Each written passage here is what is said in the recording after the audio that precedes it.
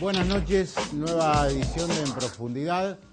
En una semana que ha tenido la particularidad de, recoger las impresiones, las derivaciones de lo que es el gabinete de Cristina Fernández, la presidenta electa, que se hará cargo de la administración el próximo 10 de diciembre. El cambio recién comienza, era el eslogan, el leitmotiv de Cristina durante su campaña, y francamente, de acuerdo a los nombres que se han conocido para integrar las distintas carteras, hay mucha más continuidad que cambio, lo cual en términos prácticos, en términos de la realpolitik, no está mal, porque debemos tener en cuenta que quien votó a Cristina Fernández lo hizo pensando en la gestión de Néstor Kirchner, una buena gestión si se compara con las administraciones anteriores que hemos tenido en la República Argentina.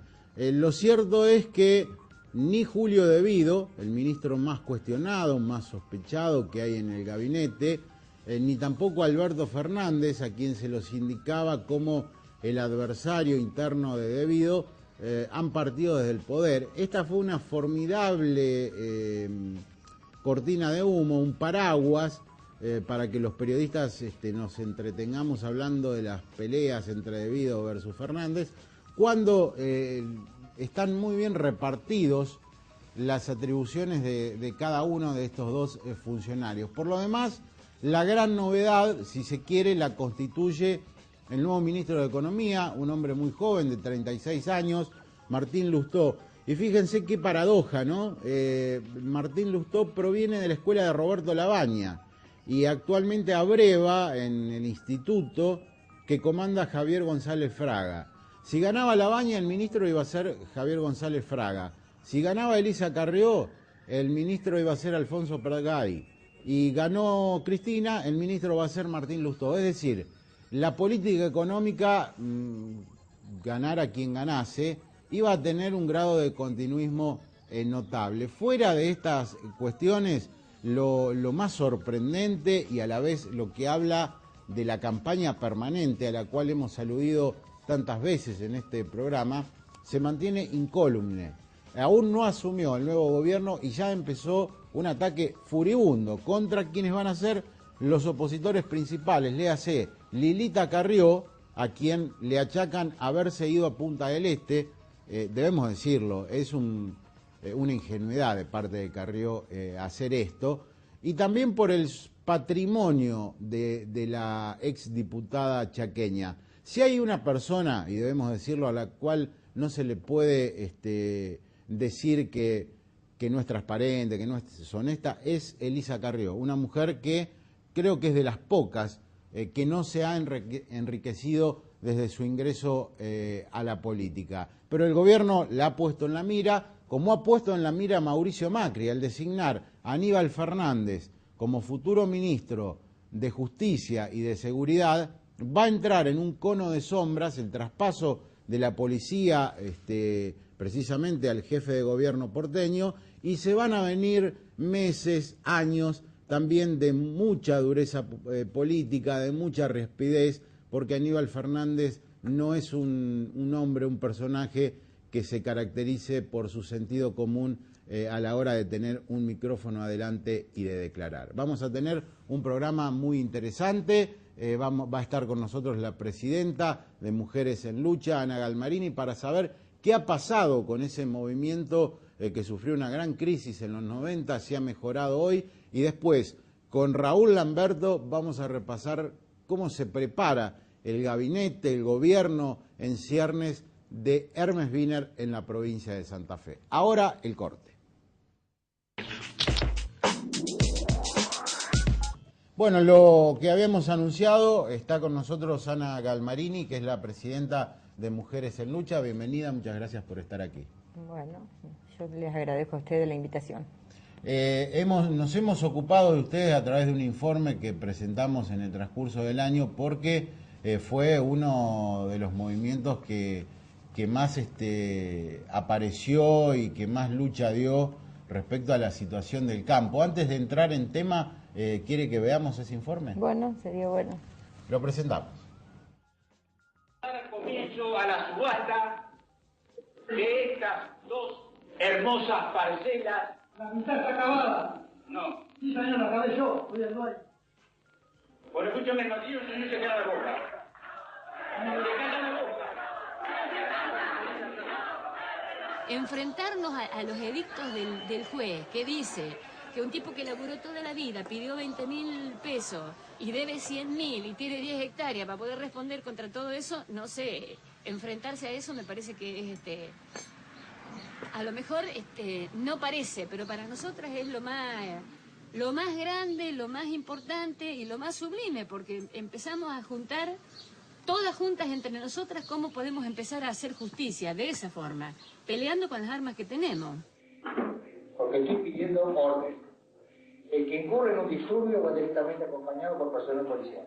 No interviene el acto de su batalla. ¿Está claro? ¿Alguna pregunta?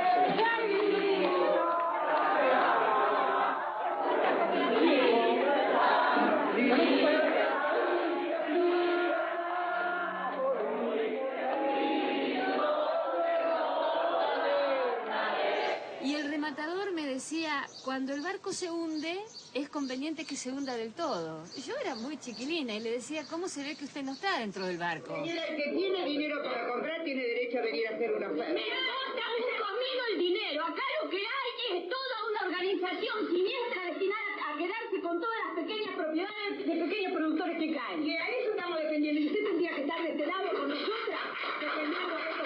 ¿Cómo alguien se va a parar delante de un juez y un martillero y decirle, acá no va a haber remate? Pero ¿cómo? Si es la orden de la justicia, bla, bla, toda la historia que te hace. Acá no va a haber remate. No va a haber remate.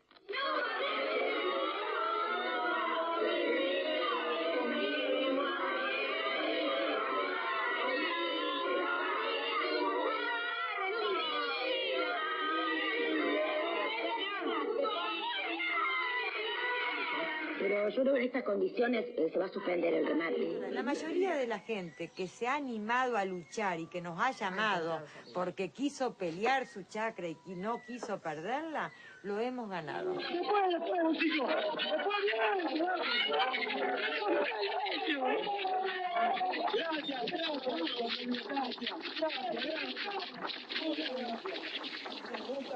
Cuando ya vemos que se nos va de las manos, tenemos que inventar inmediatamente algo.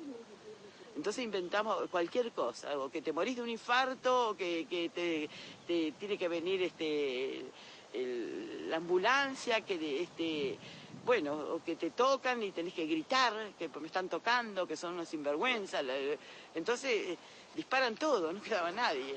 Y se armó tal lío que vino la policía y se suspendió el remate. La gente se quedó con la chacra.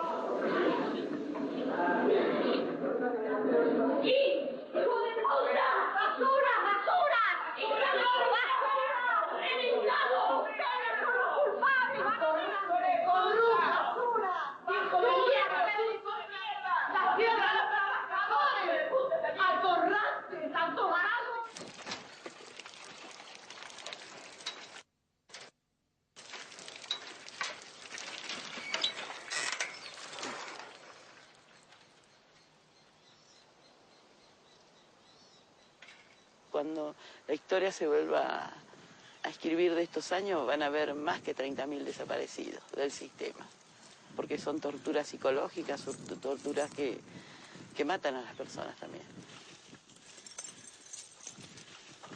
Yo quiero llevarle a mi marido una planta de girasoles al cementerio, quiero ir a llevarle de esta.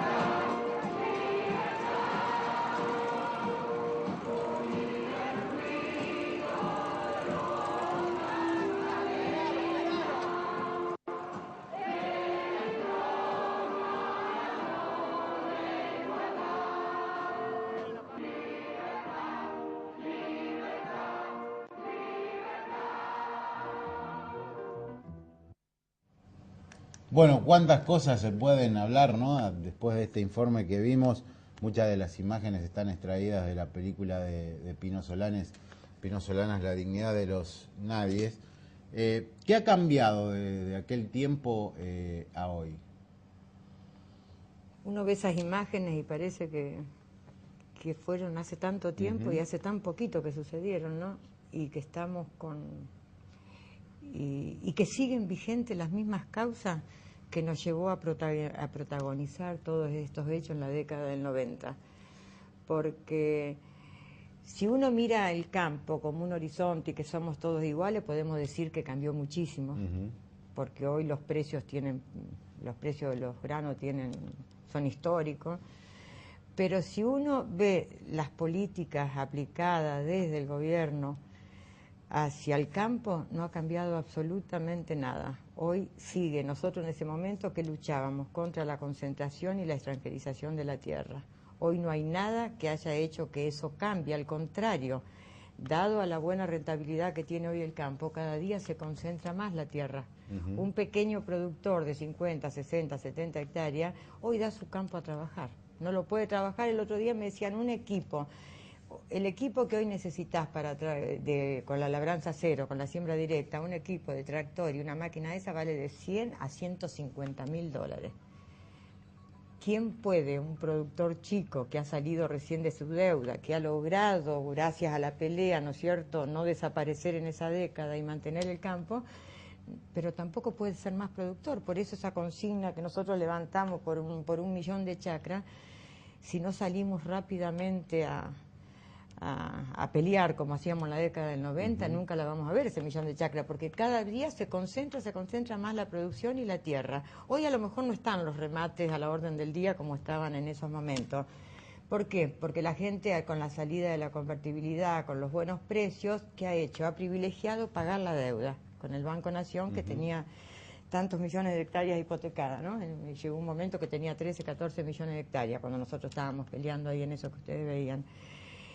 Hoy, el que pudo mantener la tierra está pagando la deuda con el Banco Nación, pero no trabaja más la tierra, ha alquilado los campos, como hablábamos recién antes del programa con uno de los chicos, han alquilado las tierras le han adelantado el dinero del arrendamiento por 3 o 4 años, con eso paga el banco, mantiene la tierra y bueno, ahora está bien, él mantiene la tierra y vive haciendo servicios, vendiendo sus servicios. El caso de mi familia, de mis hermanos, que uno es camionero, el otro está arriba de una máquina y el campo lo tuvo que alquilar a 5 años para poder pagar la deuda con el Banco Nación. Le adelantaron la plata y pasó mucho eso en ese momento. Los que no nos olvidemos que 105.000 desaparecieron.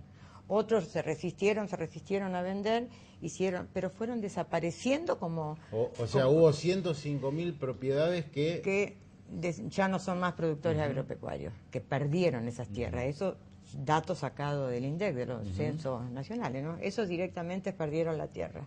Y muchos de los que no la perdieron, gracias a las luchas, ¿no es cierto?,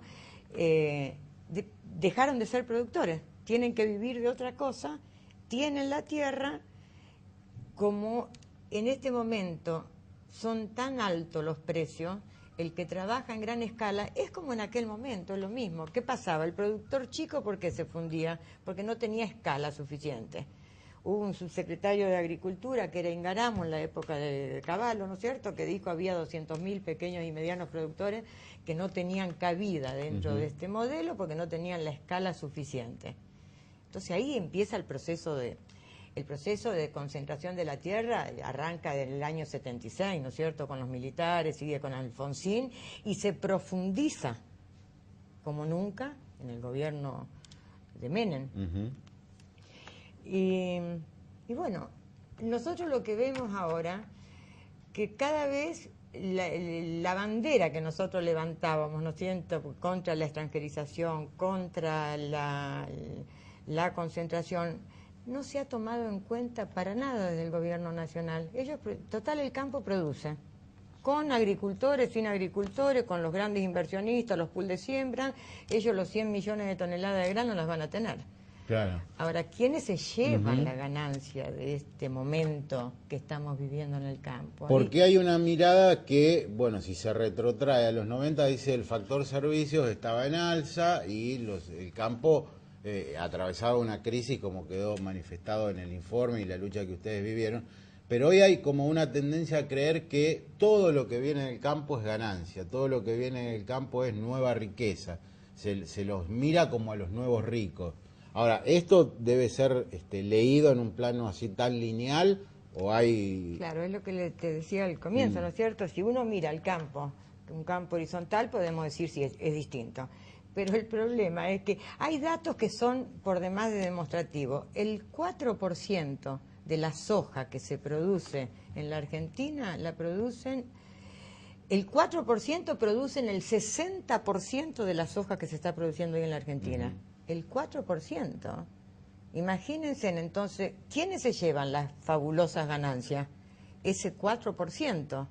El resto viven de las migajas que nos tiran los que nos alquilan los campos y nos pagan lo que quieren. Como en este momento el precio es bueno, te alcanza para subsistir, para una economía así quietita, no compras nada, estás... nosotros, por ejemplo, mira, yo tengo el caso de mi familia, que nosotros, me acuerdo, cuando yo era chica, hace muchos años, eran 3 hermanos, mi papá con sus 2 hermanos trabajaban 50 cuadras, se decía en ese momento, que serían 80 hectáreas de campo, ¿no es cierto? Pero ¿qué pasaba? Con esas 50 cuadras no alcanzaba para vivir las 3 familias. Entonces, ¿qué hacían? Alquilaban un pedazo de campo, alquilaban 40, 50, 60 hectáreas más y con eso tenían una unidad económica que les permitía subsistir a las 3 familias. Hoy eso desapareció por completo, porque yo con 80 hectáreas de campo puedo ir a pagar un arrendamiento de 22, 23 quintales, 20 quintales, y año por año, no es que haya contratos de arrendamiento. ¿Y qué pasa desde el gobierno nacional? No se tienen en cuenta ninguna de las leyes presentadas por el tema de hay presentada a través de la Federación Agraria una ley de arrendamiento, donde ponerle un tope a la cantidad de hectáreas, ponerle un tope a los años por los cuales se van a alquilar, que no sea año por año, sino que tengamos una ley que no... Eso no se trata. Hay presentada una ley en el Congreso sobre contra la extranjerización de la tierra. Hoy hay 18 datos oficiales, hay 18 millones de hectáreas extranjerizadas. Y siguen, el otro día leí en La Nación que Dreyfus, no sé la cantidad de millones de dólares que tenía para invertir en campo en Argentina, Uruguay y Chile, no me acuerdo bien el tercer país. Pero te quiero decir que no hay ninguna respuesta desde el gobierno nacional. De ahí está ahora este punto nuevo que tenemos hoy, que es el aumento de las retenciones. Claro, y les ha permitido a mujeres en lucha volver a luchar a la calle, ¿no? A las rutas, porque han hecho un acto hace muy poquito, creo que el Máximo Paz. Hicimos en Maciel. En Maciel. La semana pasada, el miércoles pasado, se hizo un acto con el Distrito 6 de la Federación Agraria, la Juventud Agraria y el Movimiento de Mujeres en Lucha, oponiéndonos a estas retenciones y explicando, pero fundamentalmente, por qué nos oponemos a las retenciones. No es que nos oponemos en general, como la sociedad rural también se opone a las retenciones, porque dejan de recibir un poquito más de esa millonaria ganancia que tienen. Nosotros, ¿qué decimos? Nosotros decimos no a estas retenciones, donde nada de lo que se recauda vuelve para solucionar mínimamente alguno de los problemas que está demandando la sociedad, como ser la inseguridad, la educación, la salud, que los jóvenes puedan acceder a la tierra. No, es una plata que va al Tesoro Nacional para aumentar el superávit fiscal. No vuelve ni siquiera a las provincias, no es coparticipable. Claro, y además, digamos, tampoco se tiene en cuenta a la hora de fijar las retenciones quién tiene más, quién tiene menos. Ese es el otro punto que está dentro del programa, por el cual nosotros también decimos no a estas retenciones, porque ni siquiera se respeta el derecho constitucional de que dice que tiene que pagar más el que más tiene. No nos pueden cobrar lo mismo a ese 4% de productores que producen el 60% de los granos, a aquel productor chiquito que tiene 40, 50, 100 hectáreas, y le aplican la misma retención a los exportadores, a los terratenientes, a los pools de siembra y al que está ahí padeciendo para mantener ese cuadradito de tierra.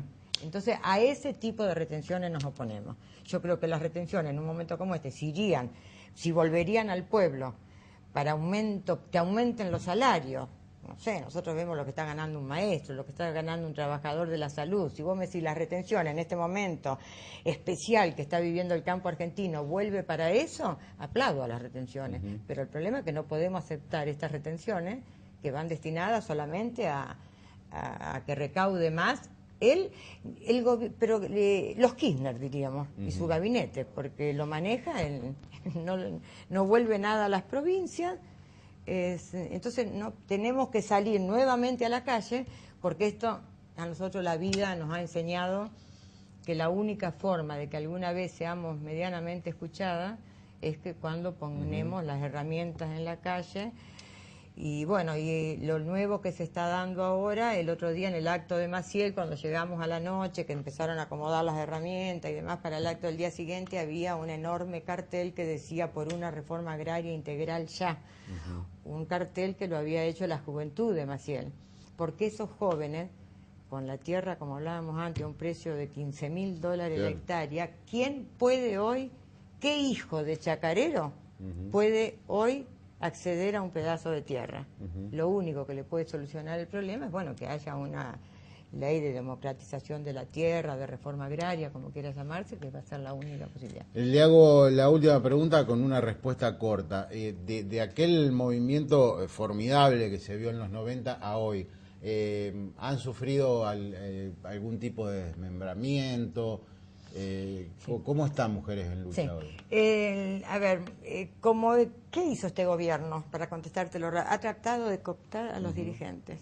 Te ofrecen y te ofrecen cargos y parece que este es un gobierno distinto, popular y que podemos entrar. Entonces hemos tenido algunos inconvenientes en alguna zona como en La Pampa, justamente donde, bueno, a Lucy le han, en una situación muy difícil por la que ella está atravesando, dificilísima, y han ido a ofrecer trabajo, no te digo pero bueno, le dice, mira, vos trabajás con nosotros en esta comisión de agricultura, a través de esto vas a poder resolver, y bueno, nosotros creemos que no, nosotros siempre hemos tratado de que las mujeres entiendan que tener una independencia total desde las políticas partidarias. Somos políticas todas, porque todas estamos haciendo política, luchamos contra un modelo, luchamos contra un gobierno, pero no la política partidaria dentro del movimiento. Que el movimiento sea una cosa horizontal, democrático, pluralista. Y bueno, sacando este inconveniente que te digo que tenemos en este momento en La Pampa, en general las mujeres están todas organizadas, porque acá en Santa Fe el otro día hubo una masiva participación de mujeres, y tenemos las mujeres del norte de Santa Fe, como de Villa Ocampo, las mujeres del Chaco, que no tienen soja como tenemos nosotras, que no han podido pagar las deudas, que el algodón vale lo que vale, bueno, las cuestiones climáticas que tienen, o sea que el movimiento se mantiene intacto, salvo muy rarísimas excepciones como la que te digo. Bueno, le agradezco mucho, Ana Galmarini, haber estado aquí. Ha sido, creo que, muy interesante este diálogo. Bueno, muchas gracias a ustedes. Hacemos el corte y con nosotros estará el diputado provincial reelecto, Raúl Lamberto. Está con nosotros el diputado provincial reelecto, Raúl Lamberto, una de las principales figuras que tiene el socialismo en la provincia de Santa Fe. ¿Qué tal, Lamberto? ¿Cómo le va? Gracias por... Gracias a usted. Bueno, lo hemos visto tener una participación activa en lo que ha sido la transición, en las objeciones que se han hecho a algunas designaciones. ¿Cuál es su mirada sobre lo que ha pasado desde el momento de la victoria de Wiener hasta el día de hoy? Ha sido una transición difícil. Es larga, 3 meses de transiciones. Usted sabe que nosotros hemos estado estudiando una doctrina que viene en general de Estados Unidos, que es un poco la doctrina del reproche o de la falta de reproche. ¿Por qué? Porque el pueblo, después que vota y hasta que asumen las nuevas autoridades, se queda sin posibilidad de aceptar o rechazar determinadas políticas de gobierno, porque ya votó. Y en cierta forma hubo decisiones extraordinarias tomadas después del 2 de septiembre que, bueno, que merecerían algún tipo de evaluación popular que no se va a poder Por hacer. ejemplo, ¿cuál mencionaría? Y hay las dos más paradigmáticas son el ministro de la Corte y el procurador de la Corte. Bueno, a partir de ahí nosotros tenemos mensajes para acuerdos en la Defensoría del Pueblo Adjunta, tenemos 2 pedidos para designar vacantes en el Tribunal de Cuentas, tenemos 25 pedidos para dar acuerdo a jueces el último día del periodo extraordinario. Le hemos dado acuerdo a 6 jueces, bueno, sin objeciones, pero evidentemente nosotros tenemos muchos debates. Por ejemplo, designar a un juez de instrucción sin discutir el Código de Procedimiento Penal es muy difícil, porque en el futuro código el juez de instrucción no existe más. Entonces, bueno, uno tendrá que hacer un nuevo acuerdo, habrá que ver cómo se reestructura el sistema, pero lo concreto es que todo esto se ha debatido en la campaña, ha sido parte de propuestas hechas, como por ejemplo el nuevo Código de Procedimiento Penal, y de hecho seguir designando en base a la estructura actual de un código que va a desaparecer o de un sistema que va a desaparecer, evidentemente, genera bueno, muchísimas contradicciones. Otro tema, por ejemplo, que lo veo hoy en los matutinos, en la capital, es el tema vinculado a los jueces comunales. El juez comunal tuvo una gran discrecionalidad en su nombramiento. En el año 2003 terminó el periodo del anterior gobernador, bueno, designando de cierta forma gente cuestionada, muy poco idónea. Eso determinó que el actual gobernador dijera, no, bueno, hay que buscar alguna metodología. Se buscó alguna forma de autolimitación. No se hizo nada en los primeros 3 años. Y ahora, bueno, hay casi una maratón destinada a dar, bueno, acuerdo, más que acuerdo, a dar designaciones a jueces comunales que uno puede decir, bueno, son legales, porque evidentemente es una atribución que tiene de acuerdo a la ley el gobernador. El tema es que uno no puede determinar cuál es la función futura que va a tener el juez comunal, porque nosotros pensamos en la necesidad de una justicia universal, pensamos en la necesidad de una justicia descentralizada y pensamos en la necesidad de una justicia donde las pequeñas causas queden en su territorio, más que se trasladen a las capitales departamentales o a las grandes ciudades. Eso ayuda, evidentemente, a que las grandes ciudades, que tienen gran concentración de litigios, en cierta forma, tengan un tamiz previo para que no les llegue todo. Bueno, eso significa también debatir cuál es la competencia material y cuantitativa de un juez comunal. Si uno los designa hoy, así como sin ningún cambio y pensando en el actual sistema, sin duda va a haber contradicciones con el futuro. Bueno, todos estos temas, que yo trato de simplificarlo, pero que son parte de muchísimos debates públicos previo a las elecciones y posterior, tienen una realidad que es la siguiente: no son actos de administración ordinarios, sino son actos extraordinarios, especialmente lo vinculado a la Corte. La Corte son los 3 poderes del Estado y se han designado 2 de los miembros, uno el ministro y otro el procurador, bueno, los 2 estamentos que prevé la propia Constitución que componen la Corte. O sea que sin duda es un acto extraordinario, excepcional, y a nosotros nos parece que tendría que haberse debatido el procedimiento que se había discutido previo a las elecciones, más que discutir los nombres. Bueno, pues ya están, han sido designados. Yo creo que todo esto, en el marco de una situación política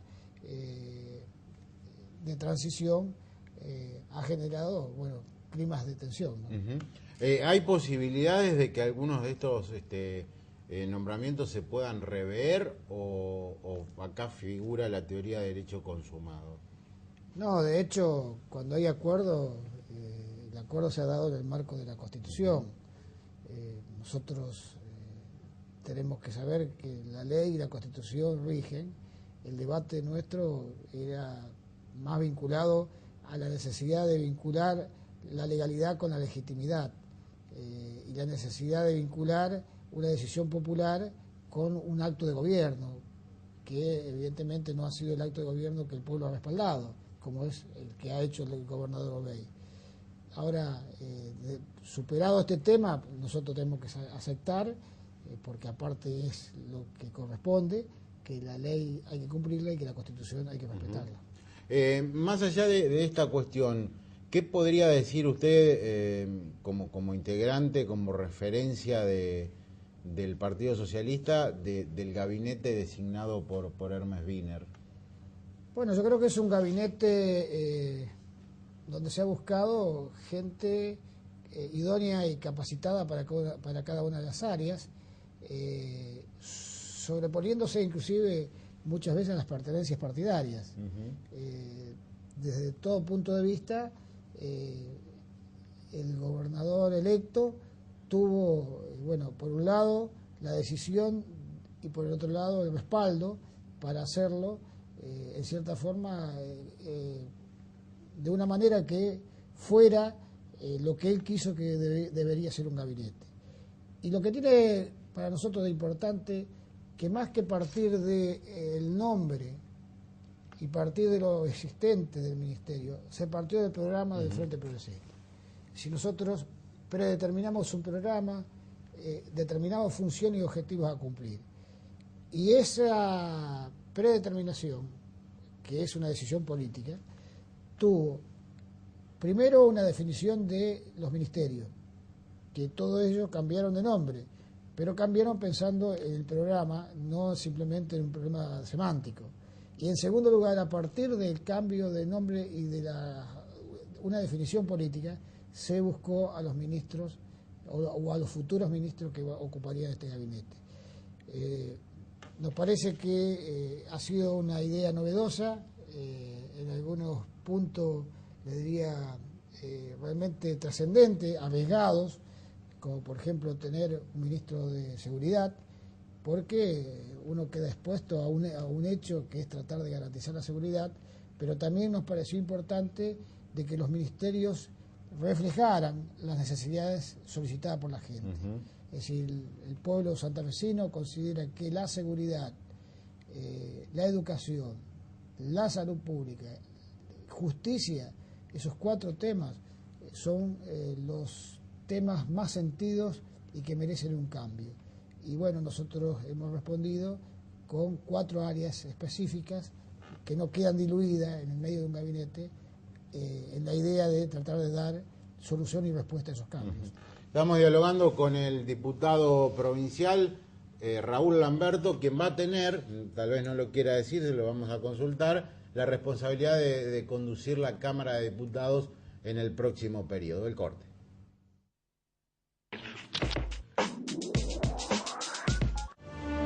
Potenciando el desarrollo de las pymes, creamos un espacio de encuentro, capacitación y negocios. Espacio PYME del Banco Municipal de Rosario. Diario. El gobierno aprobó la reforma previsional. Diario. Qué bueno esto de poder elegir, ¿no? Sí, yo ya elegí. Estoy tranquilo. Estoy en Nación AFJP. Estás tranquilo. Estás en Nación. Nación AFJP. Un país eligiendo la AFJP de su país. Municipalidad de Rosario. Los millones del Kini 6 son amores. Los millones del Kini 6 son mejores. Jugar Kini 6, si ganas al Kini 6, haces lo que querés. Kini 6.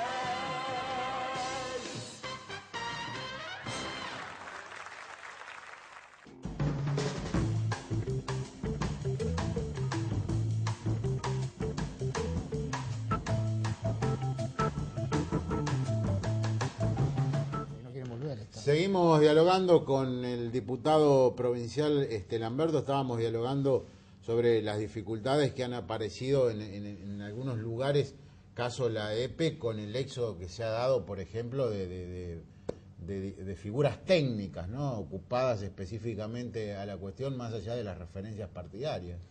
Sí, de hecho, la ley de privatización, que después no se llevó a cabo, generó, y la intervención, generó en la EPA una situación muy difícil. Primero, desde el punto de vista institucional, hubo una concentración de funciones destinada a la privatización, donde prácticamente desaparecieron las delegaciones regionales, quedó concentrado en el interventor, tal es así que todo lo que era la provisión técnica prácticamente se resolvía en la intervención y geográficamente en la capital. Y el otro tema muy preocupante, que hubo evidentemente muchísima gente que con la privatización se fue de la empresa perdió técnicos muy capacitados, muy formados, que claro, hoy están en la actividad privada, han sido formados muchos por las universidades públicas, y ya no vuelven a la actividad pública. Siempre la actividad pública les genera la duda de su futuro. De ahí es que, evidentemente, el tema de estas empresas y lo que ha pasado, el Estado lo siente. Lamentablemente lo siente porque a nosotros nos parece que Santa Fe se merece tener una empresa pública como la EPE funcionando eficientemente. Hay muchísimas cosas para hacer, hace falta eficientarla, jerarquizarla, invertir en infraestructura, en cierta forma ir viendo cómo se modifica su situación económica, tiene un déficit importante. Entonces, todo esto, sin duda, hay medidas que a veces no son neutras, por más que no se las lleve adelante, como ha sido esta ley de privatización. Y esto afectó muchísimo el estado actual de la empresa, ¿no? Para que nadie se asuste, yo lo nombré como presidente de la Cámara de Diputados, no, va a ser presidente del bloque de diputados del Frente Progresista. Y ahí va a tener, si es que finalmente es designado, una tarea de, coordinar la aprobación de las leyes, el envío de los proyectos con las fuerzas aliadas, que a priori no aparece como demasiado fácil. Sí, de todas formas yo siempre quiero aclarar, es importante decir que uno preside algo cuando ha sido designado. Claro. Yo todavía no he sido designado, estamos conversando con los partidos que integran el Frente. Nosotros tenemos toda una larga vida militante, hemos trabajado muchísimo para que el doctor Elviner llegara a ser gobernador, somos casi unos soldados en el lugar que nos toque. No es una preocupación. De hecho, tenemos alguna experiencia parlamentaria. Yo ya llevo 8 años en el Consejo Municipal, 4 en la Cámara de Diputados. Me parece que es un lugar a jerarquizar. Las cámaras legislativas merecen ser revaloradas, forman parte del equilibrio de poderes y forman parte de lograr consensos políticos, que es para mí casi la forma futura, presente y futura, de gobernar. Ya no existen más los debates a lo PIR, decisiones tomadas bajando los votos de forma unilateral. A nosotros nos parece que las modernas democracias deben debatir, deben discutir y deben hacer partícipe no solamente a los cuerpos legislativos de estos debates, sino a la ciudadanía. Si nosotros damos vuelta esta idea de gobernar, sin duda vamos a tener una democracia mucho más consolidada y mucho más creíble en sus instituciones, porque a veces nosotros nos quejamos que no hay control, que se actúa unilateralmente, pero tampoco damos el debate para tener instituciones más fuertes, más firmes, más consolidadas, más participativas.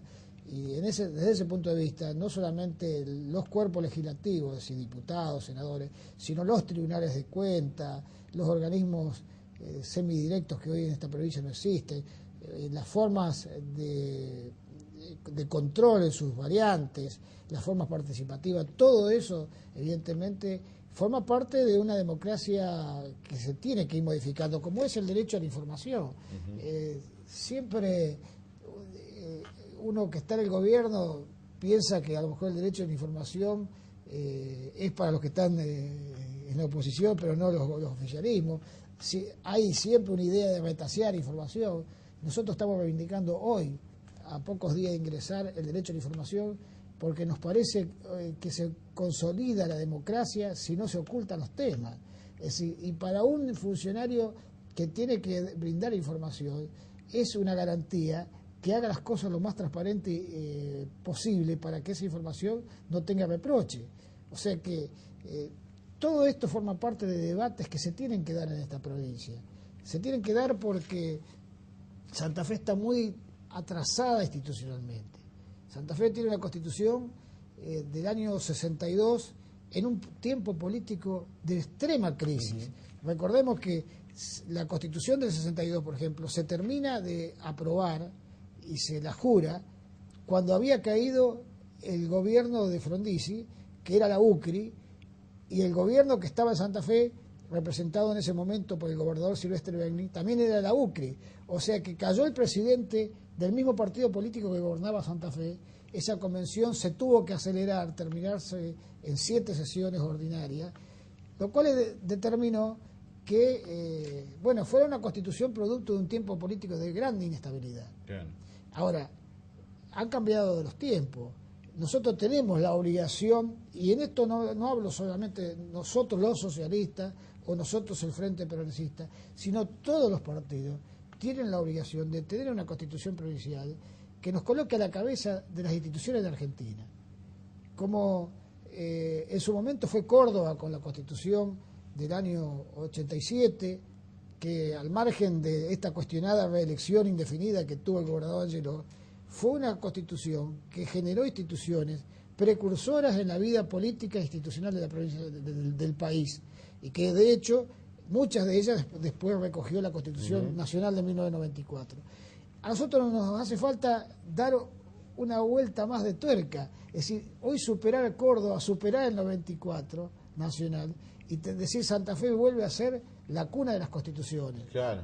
Incluso yo estuve haciendo un trabajo para la revista Aniversario del Diario y leía la propuesta de Lisandro de la Torre hace tantísimos años. Sí, la primera en 1907. Claro, y tiene un grado de modernidad y parece tan actual con la cuestión de la autonomía, por ejemplo, que contrasta nítidamente con lo que sucede. Mire, Santa Fe tuvo una experiencia muy importante en el siglo XIX, le hablo de 1872, con la primera ley de municipio y comuna, que prácticamente significó la primera legislación nacional, que fue modelo en todo el país y también fuera del país, sobre la necesidad de dar una ley que institucionalizara los gobiernos locales.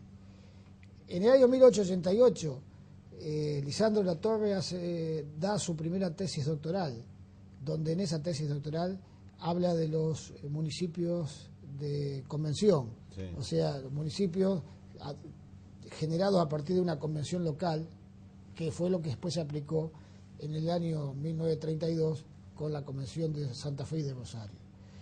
En la Constitución de 1921 de la democracia progresista, en concreto, siguiendo las ideas de Lisandro de la Torre, aprueba la autonomía municipal y aprueba las convenciones, o que se den sus convenciones Santa Fe y Rosario.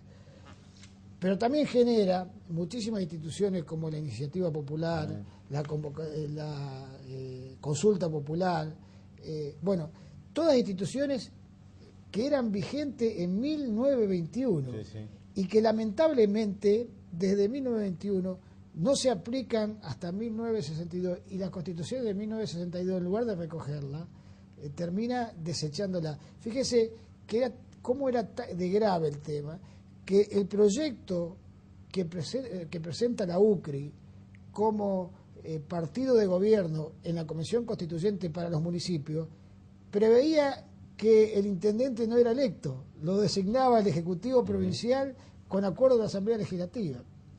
Y fue producto de esta debilidad institucional que tuvieron que ceder ante un requerimiento muy expreso de la democracia progresista y en particular del convencional Luciano Molina, que ya era grande y estaba en una silla de ruedas, que tuvieron que ceder a una forma transaccional porque el PDP pedía la autonomía y estaba esta idea de un intendente designado por el Ejecutivo, con el cual transaron, claro, acordaron y llegaron a una síntesis que fue lograr bueno, que el intendente sea electo, pero a costa de que no se aceptara en la Constitución la autonomía municipal.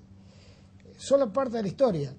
Por eso las constituciones no son ni buenas ni malas, son parte de un tiempo histórico y político. Deben perdurar, pero cuando ese tiempo histórico y político es superado, la Constitución debe acompañar la superación. Hoy es impensable no tener autonomía municipal, pero a su vez estamos violando la Constitución Nacional, porque en el orden nacional la autonomía ha sido reconocida por el artículo 123 de la Constitución. O sea que toda esta realidad nos exige sentarse, buscar una mesa de acuerdo, discutir todos los puntos que permitan un acuerdo global, institucional, y caminar a una nueva reforma constitucional.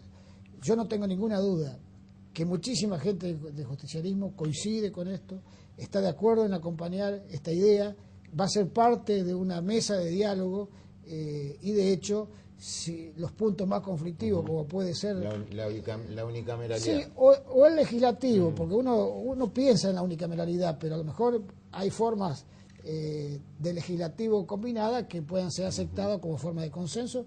Nosotros no las podemos desechar, pero sí nos parece que este diálogo es insoslayable, pensando en una nueva calidad institucional para Santa Fe. Le agradezco mucho, diputado Lamberto, haber estado en nuestro programa. Gracias, Mauricio, muy atento. Hacemos el último corte y cerramos el programa. A mí como conductor del programa, la verdad que me interesó lo que fue la edición de hoy, escuchar a Ana Galmarini, ver lo que fueron las movilizaciones, las marchas de mujeres en lucha, tantas propiedades que se perdieron y ahora cómo se ha dado vuelta la historia en tan poco tiempo, ¿no? En aquellas épocas donde tuvieron que ir al obelisco, culminar una marcha allí, el campo valía, las hectáreas estaban prácticamente regaladas y hoy por hoy se ha invertido, como dirían algunos, la carga de la prueba. El campo es el gran motor que está dinamizando la economía. Y las críticas ahora provienen por las retenciones que se aplican al sector. Y en el último tramo hemos tenido a Lamberto, que va a ser, les digo, un dirigente clave para el gobierno del socialismo, porque va a tener que manejar el estratégico bloque oficialista. Allí deberá consensuar políticas, no solamente con los diputados de su partido, sino también con las referencias extra PS que se han incorporado, el caso de los radicales, y falta designar aún en el gobierno provincial, creo que esto lo hará Wiener en las próximas horas, la segunda línea de funcionarios. Están esperando los radicales que abonaron al Frente Progresista un lugar en el mundo, porque hasta el momento el gabinete que ha presentado Wiener está compuesto por figuras socialistas y también independientes. Los radicales están muy ansiosos, diciendo, bueno, ¿cuándo venimos nosotros? Seguramente vendrán en las próximas horas a ocupar algunos cargos. Vamos a presentarles, como lo hacemos cada semana, los libros. En este caso, Roberto Bolaño, un autor excepcional, un novelista, cuentista, Nocturno de Chile, la vida durante el régimen del general Pinochet, narrada en forma de no ficción, como se la llama ahora. Y por último, un libro indispensable de Tulio Alperindongui, La República Imposible, analiza acá el tramo que va desde 1930 a 1945, uno de los mejores historiadores que tiene el país. Se nos ha terminado el programa, regresamos en 7 días. En profundidad, buenas noches.